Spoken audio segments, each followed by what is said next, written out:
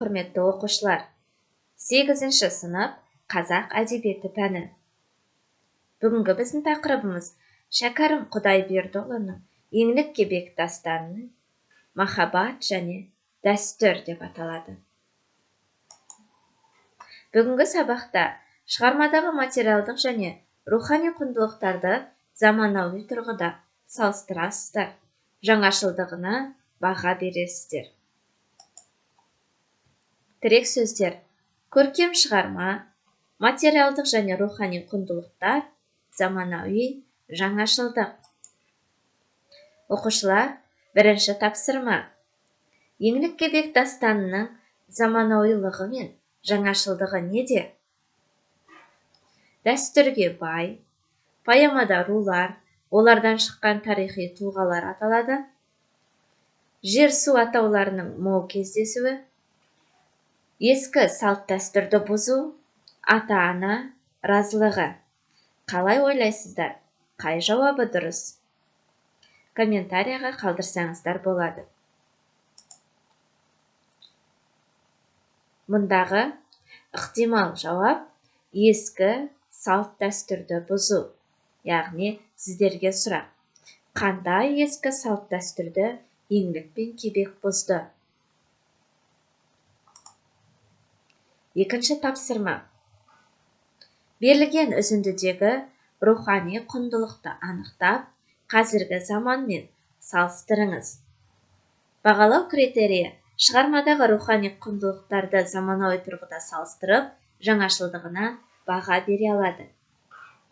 Дескриптор: шығармадағы рухани құндылықтарды заманауи тұрғыда салыстырады, шығарманың жаңашылдығына баға бере алады, өз ойын сенімді жеткізеді.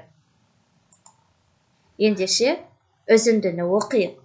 Еңліктің соңғы аманаты. Ей жұртым, бір-екі ауыз сөз айтайын, әйтеуір өлтіруің тұр ғой дайын. Өлерде 3 тілек бар деуші еді ғой. Құдай үшін берсеңдер, мен сұрайын.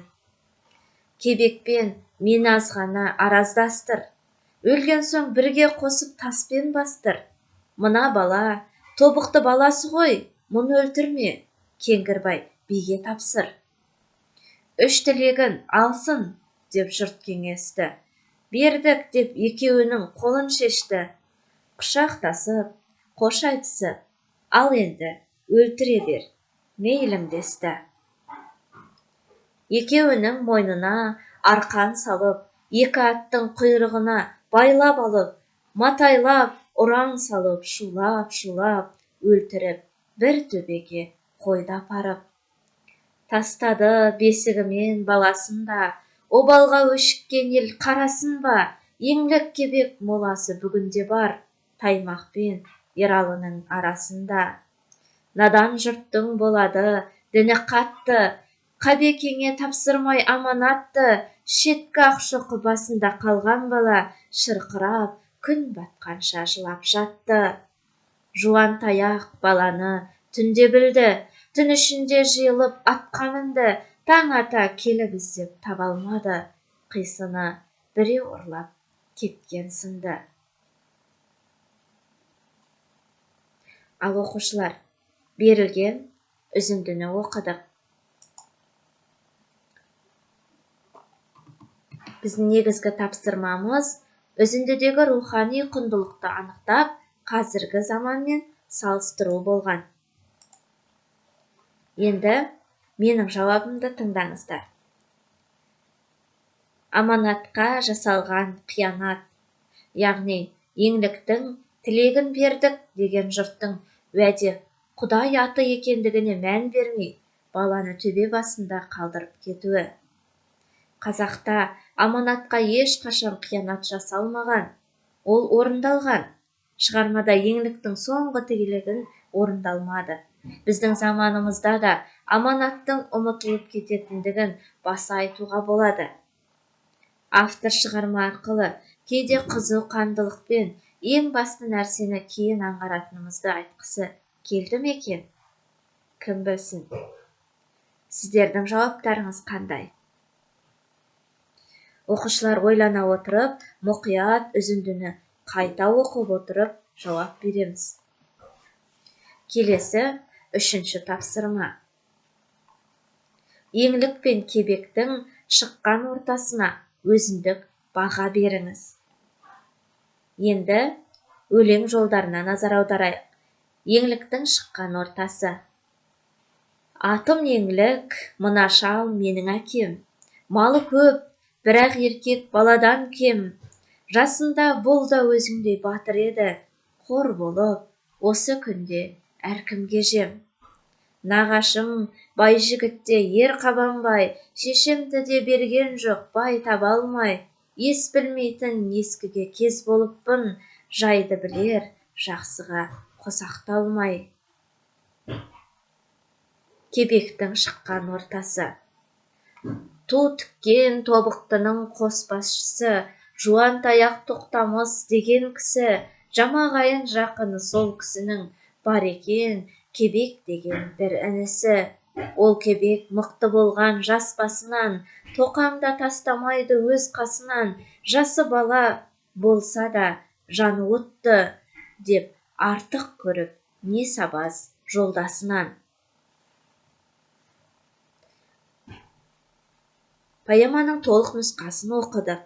Енді еңлік пен кебектің шыққан ортасына өзіндік баға беріңіздер. Оқылған өлең жолдары сіздерге көмек. Мәселен, еңліктің шыққан ортасы. Қыздан сорлы бола ма бұл жалғанда, кез болмаса өзінің сүйер теңі деп, сүйгеніне қосылғысы келген, өзіне қорған іздеген шарасыз қыз. Кезінде батыр болғанымен, ат ұстары жоқтығынан, әркімге жем болып, қор болып отырған әке.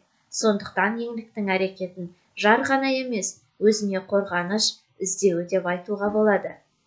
Ал кебектің шыққан ортасы, тобықтының басшысының інісі, 15-інде аты шыққан, елге танылған жігіт. Ел қамы үшін өлуге даяр, жауға батыл, жақынға әдепті жан. Өзінен пана іздеген қызға қорған бола білді. Берген уәдесін орындап, басынан бәйгеге тікті. Енді оқушылар бізде 4-ші тапсырма интервью тест деп аталады. Еңліктің қандай қасиеттері ұнады сізге? Қазіргі таңдағы қыздардың бойынан қандай қасиеттерді көргіңіз келеді? Кебектің қандай қасиеттері ұнады? Қазіргі таңдағы жігіттердің бойынан қандай қасиеттерді көргіңіз келеді? Осы 2 қатарды барынша нақтылап, өз ойымызды ашық жазып толтырамыз. Яғни жазбаша интервью тест. Ал оқушылар, бүгінгі бізде блок ағашын толтырайық. Өздеріңізді қай ағаштың сатысында көріп отырсыздар? Осы уақытқа дейін еңлік кебек поэмасын бірнеше рет оқып, бірнеше рет тапсырмалар орындаған болатынбыз осы тақырыпқа. Осы поэманы қаншалықты меңгердіңіздер? Бүгінгі сабақ қандай дәрежеде өтті? Соған байланысты осы жердегі өздеріңізді белгілесеңіздер. Бұл жерге сіздерге көмекші сөздер. Мен бұл сабаққа дейін мына бұтағында болдым деп ойлаймын. Өйткені, әрі қарай қос нүкте, көп нүкте. Жұмыс барысында бұтаққа жеткенімді байқадым. Оның себептері. Бөлім соңында осы тұстан орын алғанымды байқадым. Оның мынандай дәлелдері бар. Яғни, қос нүктенің орнына өз сөздеріңізді толықтырасыздар. Өз-өзімізге сарапшы бола